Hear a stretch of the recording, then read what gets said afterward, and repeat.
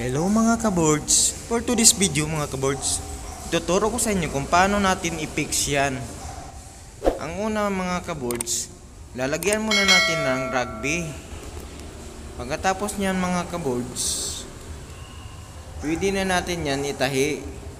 I-fix na natin mga kaboards. O ayan mga kaboards, sisimulan na natin magtahi. Idikit lang natin siya mga kaboards bago natin tahiin.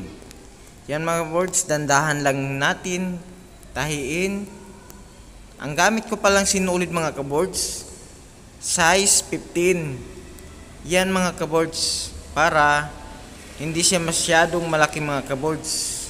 Hindi siya halata na may sinulid. Ayan mga kaboards, sinimulan ko na palang pagtahi. Ganyan lang mga kaboards. Anuhin muna natin kung gaano kahaba na pamo ang gagamitin natin na sinulid. Ayan mga kaboards. Tatahiin na natin mga kaboards, dandahan lang para hindi tayo matusok ng karayom mga kaboards. Ayan mga kaboards, sinimulan ko na oh. Ganyan lang mga kaboards magtahi. Ayan mga kaboards, dandahan na mga kaboards para hindi tayo matusok.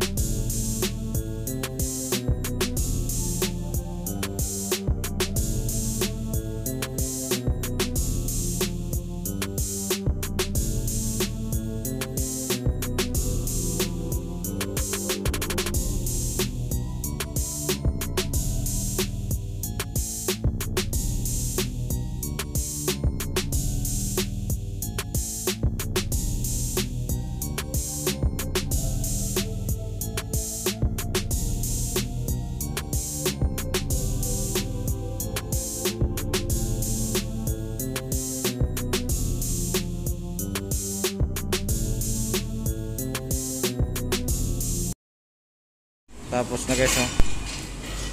Maganda na siya ganito guys.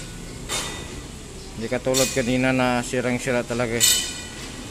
Ganun lang guys, dandahan lang magtahi para maayos siya. Guys, yun na ipapakita ko sa inyo. Bye bye.